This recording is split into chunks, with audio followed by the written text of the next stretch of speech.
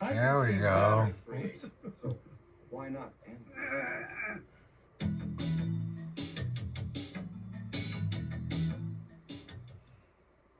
Oh, this is beautiful. That's me, and hey, that's me. Old Star got another dog. Well, there's a whole lot of me in here. Well, the rescue dog. She got another one, drives out of town. There, Tom, you're looking pretty dapper today. She's got 2 of them now. He's looking sickly. Well, you're gonna get that. Lose 2 or 3 a day. It's just part of the business. You can't get too attached. See, Kroll, that's why it's evil to duplicate. Been horsing around with my studio, and I can't seem to get my Logitech camera to What have you done? damn Going pretty well. Tom, you made dozens and dozens of yourself. book doesn't pick up the signal for some reason. It used to. I tell you, if it ain't one thing, it's another. I just surrounded myself with an endless horde of mindless disciples, ready to go forth and do my bidding. I guess I don't see a downside. Saturday the 21st at 8:29 in the morning. Management style, just-in-time stock procedures. Hey, we got more out back. Where do you want them? Watching Little Mystery Science 3000. Oh, Tom, listen, this is wrong. You know, I'm not going to take care of them. I'm not going to feed them and keep them out of the kitchen, okay? Tom. Once again, go you through really the didn't think this news. thing through, did you? Like you're so cool that we need more of you. Cynics, huh? All right, Toms. Attack! Tear them apart! Get them, rip them up! Go. Come on, attack! Come on, you're embarrassing me! Oh, sorry about I guess that. you were right. It is right.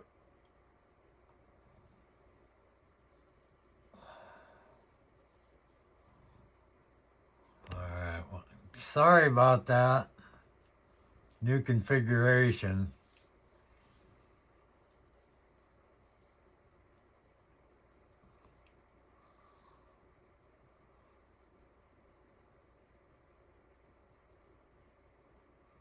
Well, the prince is arrested, but they're making it think he got arrested for Epstein crap. He didn't. He got for blabbing state secrets and when he was in Saudi Arabia or some crap. So it has nothing to do with Epstein. Oh, Ashley Banfield. 4 hours ago. February 20th. It's been a long 3 weeks. In the Nancy Guthrie case, we are basically about to enter the 4th week of Nancy Guthrie being missing. And I don't feel like the investigators are any further ahead. Listen, there's a lot we don't know, granted. Want to just let you know, I know you guys all have questions, and I hear so many of your comments and questions as well. I'm going to have a member event this Sunday at 6 p.m. Eastern. It's February 22nd, and I'm going to answer a ton of your questions. We can have a conversation like we did last time, but I'm also going to answer a lot of the questions about the Nancy Guthrie case because you got a lot and we've got answers, and then I'll let you know when we don't have answers as well, because that's also the case. Also, quick housekeeping, just don't forget, subscribe. It really does me a solid. I appreciate you so much when you do that, and it makes a huge difference. I know it's little for you, but it's huge for me, so thank you very much in advance. Quick note from my sponsor, let's be honest, being on camera as much as I am, having the right skincare products matters. One Skin was founded by an... Oh, we got a commercial going on there.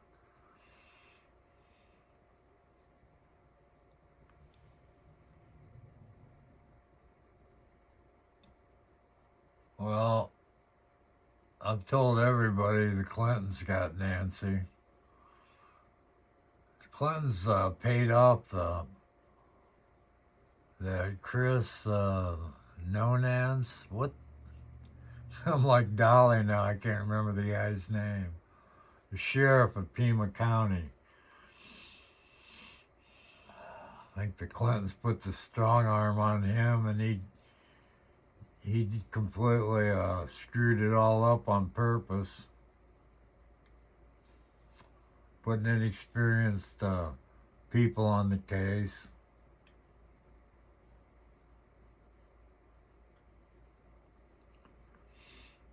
took all the competent people off the case and put incompetents in charge.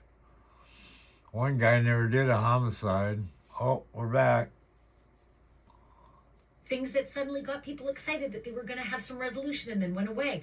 And things that were said that suddenly don't make sense anymore. So I want to take you from start to finish. Let's start on February 1st. That's basically day one. That's when the 911 call came in. Family members were alerted that Nancy Guthrie did not show up for her group event for church. Now this was sort of misreported and then clarified, but it clarified in strange ways that maybe not everybody heard. Nancy hasn't attended church, according to reports, since COVID, actual church. Instead, she and a group of friends gather and they watch a live stream of the church service together on Sundays. And that apparently is what Nancy hadn't shown up for. And the friends of hers had alerted family members. So family members arrive at Nancy's house to check on her. And obviously what they saw was extraordinarily concerning. They got there at 11:56 a.m. and they were calling 911 7 minutes later at 12:03 p.m. Didn't take but a minute for the law enforcement to get there, and the case, officially kicks into overdrive with the officers arriving. Missing 48 minutes. So this is day one, and authorities tell us this is a dire situation because Nancy has a pacemaker. Nancy is on medications, and they are life-saving medications that she needs. And in 24 hours without those medications, it can be detrimental to her life, that she could be in grave danger. So this has become a very worrisome situation. Sheriff Chris Nanos of the Pima County Sheriff's Department quickly said, lest you think this is an older woman who's 84 years old, who's wandered off and might be in the neighborhood somewhere, not the case. He said, Nancy Guthrie is not the type to wander off. She is sharp as a tack. Her mind is fine.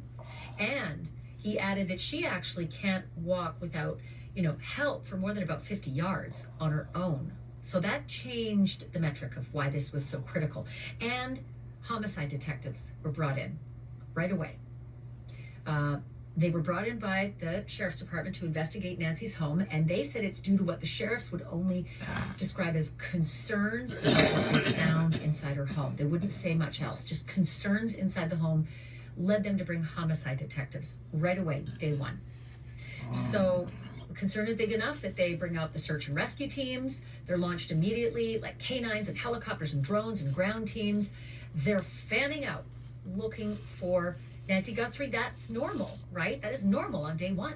This is not a woman who wandered off. This is more serious. We've got homicide detectives in her house. Get the search crews out and about now. And 24 hours later, something changed. Like, drastically changed. Suddenly, Nancy's home, which is this crime scene where homicide detectives have been present, is released to the family. The crime scene tape comes down. It's no longer a crime scene anymore. That's odd. 24 hours, maybe 30 hours. Also, the sheriff announced that this is no longer primarily a search mission. And calls off all air assets. Can't see it. And all canines and all searchers until further notice. Right? That happens Monday. That's the announcement from the sheriff. He says these assets that they brought in en masse, they're going to step aside now that this is a criminal investigation. These are his words.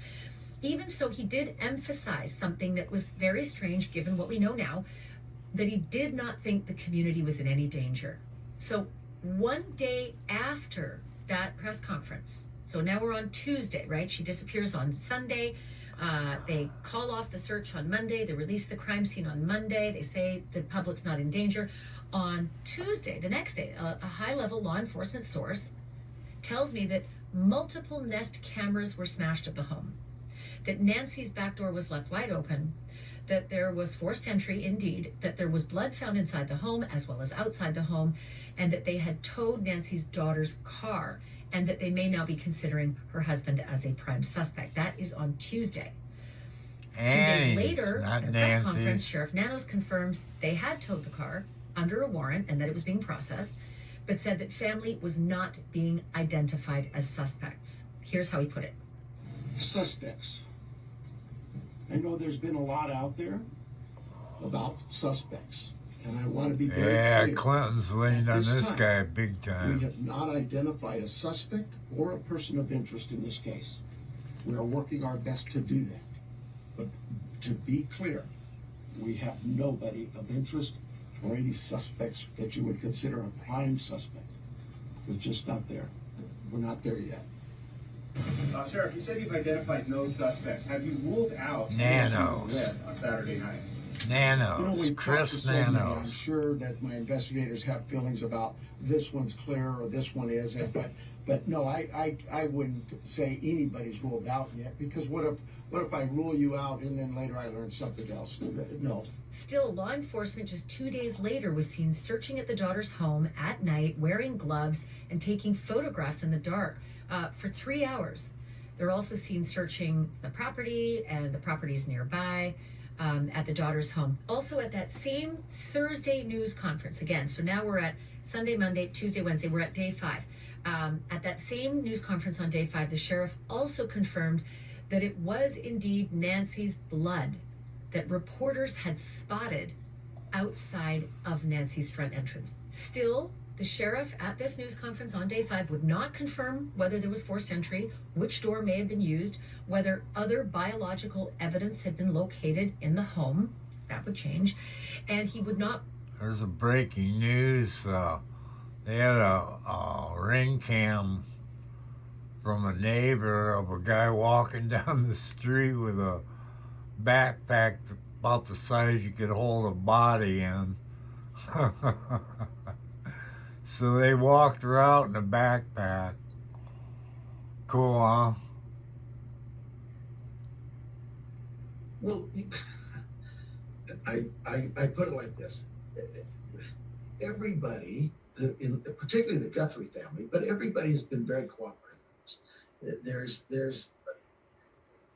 We've done a number of interviews and investigations and taken DNA swabs from a number of different people. They've all cooperated with us. I'm going to say this real carefully. They are under tremendous pressure and tremendous grief. And I think it's really irresponsible for anyone to start pointing fingers that way. They have been nothing but cooperative with us. But I think cooperative and cleared are two different Evidence will things. take her. I know, but the evidence will take us there if that's the case. Here's the official timeline that Sheriff Nanos released to the public about the early stages of this crime. And he released this to us on Thursday on day 5. So he said that Nancy Guthrie on Saturday, the 31st of January, got in an Uber at 5:32 p.m. and went about 4 miles down the road to her daughter Annie's house, where they had dinner, they played games, and at 9:48 p.m., and this gets a little confusing because originally he said her daughter Annie brought her home, then he said her daughter Annie and her husband Tommaso brought her home, and then he said Tommaso brought her home, and then it got really messy. Later he'd have to say, I'm going to leave it at just family. But he told the New York Times it was Tommaso who brought her home. At 9:48 on that Saturday p.m., the garage door opens, and at 9:50 the garage door closes, and the sheriff says, and we assume Nancy goes to bed. At 1:47 a.m., now we are into February 1st, Sunday morning, the timeline says that the camera disconnects. Later they would say is tampered with. At 2:12 a.m., the sheriff says there is an image detected, a person detected on the camera, which is interesting because they don't have the image. I don't know how they detect a person. Maybe the Nest camera just said person detected on your front door or back door or whatever camera detected a person. But the really tough news was that Nancy Guthrie didn't have the subscription, so they didn't have the actual video. And the sheriff said, we've reached out to our partners, the people behind these cameras. They didn't tell us at that point that they were Nest cameras, but we've reached out to the partners, the companies, and we're waiting for that information to come back. It would be very disappointing because soon they would be told by the company, we don't have it.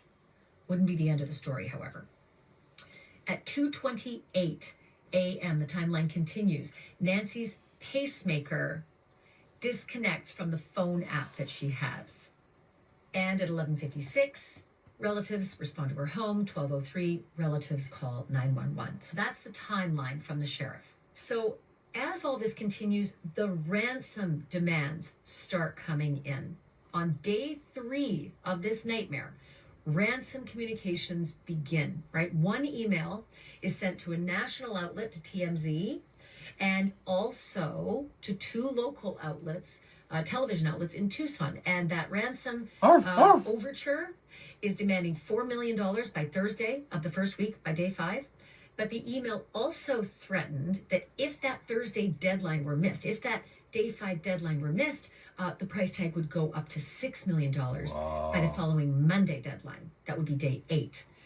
And the demand was for cryptocurrency. So it wasn't long before a California man was hauled in cuffs. His name was Derek Kalela, I don't know how he pronounces his name. But Derek was charged with a federal crime. He was charged with sending another fake ransom message directly to family members, right? Federal prosecutors alleged that he was an imposter and that he was exploiting the family's grief for money. Does not appear that he's the same person who sent that original ransom note to TMZ and the 2 Tucson outlets. Again, his ransom note allegedly went directly to Guthrie family members, Nancy's daughter and her husband.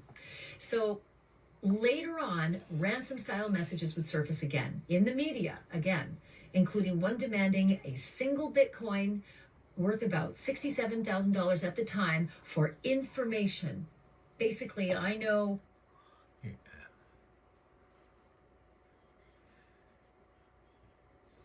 I don't know. Get sick of hearing about it. You know, Clinton's got her because she's got the goods on the Epstein crap. I think the Savannah's summer kidnap games was used by the Clintons just to get in the back door. You know what I mean? From then on, the Clintons took it and it became a nightmare. I'm interested to hear about them polygraph tests they took. Probably won't hear nothing about that, though. Seriously with regard to finding Nancy, or taking them seriously with regard to finding who's behind them. These grifters who are exploiting a situation, because that's a crime in itself, a big one. You can go away for 20 years for this. So taking it seriously, let's hope they find them for so many reasons, right? CNN, in fact, reported in week 3 that federal prosecutors had a whole team standing by, ready to prosecute anybody attempting this kind of extortion on the Guthrie family. Also on day 5, that's Thursday, FBI agents are confirmed to have visited a Chevron station and a Circle K, asking for those 2 companies their surveillance video. And it's noted that the gas stations just geographically were located. They're so high tech now. They sucked up all the data within 5 miles of Nancy's house. Get all data, everybody's cell phones, all the cameras, text messages, Facebook, everything, all the social media stuff. Anything that's gone into the cloud, they sucked up. To craft specifically with their knowledge of the behavioral unit at the FBI. And it seemed cryptic, but basically Savannah had said to the ransom seekers, we hear you, we understand, and we beg you to return our mother to us so that we can celebrate with her. So agents then return to Nancy's home, right? They now load her car up onto a flatbed out of the garage. It's been in the garage all this time since she disappeared, and they tow it from her garage. And this follows actually several sporadic searches that had happened around Nancy's front yard, Nancy's property, her backyard, behind her backyard.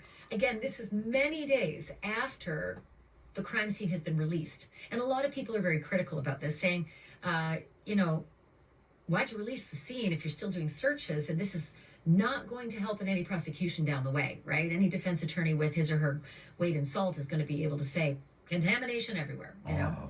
Regardless, the searches continue. On day 8, sheriff's vehicle shows up and blocks the entrance to Nancy's driveway. That's on a Sunday morning. That's a week since Nancy has disappeared. And Brian Enton told me that the private security guard had been hired by Nancy Guthrie's family, the man who came out of Nancy's driveway, putting on latex gloves and emptying the mailbox at Nancy's house, putting the mail into a plastic bag. Then Fox News captures video of law enforcement in the back area behind Nancy Guthrie's backyard, and they are probing with a long probe down into an underground tank. Nobody could quite come to the conclusion as to whether it was a septic tank or a freshwater tank or an overflow tank, but regardless, those giant lids, there are 2 of these big lids that were both lifted off, and those law enforcement agents were probing with a very long probe down into that tank. Never heard anything about resolution. Did they find anything? I think to a lot of people it looked like they may have been trying to see if there was anything down there, maybe a body. Some were trying to suggest they were bringing up samples, but none of that panned out publicly anyway. More agents then show up at Nancy's home searching the rough, all behind her backyard. Then, Tuesday, February the 10th, 10 days after Nancy was abducted, an absolute bombshell drops. The FBI releases to the public Nest doorbell footage that they had retrieved from Google's back-end servers. They had done something called scratching, where they, as it's described, try to scratch away like the peels of an onion to get to the video, because Nancy didn't have a subscription, therefore it wasn't saved, and those cameras outside had been taken. Law enforcement didn't have the cameras, so Google is able, with the help of the FBI, to get these images. And this is what they released to us. A male suspect, his face obscured by a 3-hole balaclava ski mask, Mexican wearing carry. dark clothing, carrying a backpack that was later identified as a black 25-liter Ozark Trail pack, a product available exclusively at Walmart. Well, The FBI's Operational Technology Division drills down on the suspect ID, right? I don't think we're learning anything new here, really. Let's leave it at that. Update on a Saturday morning.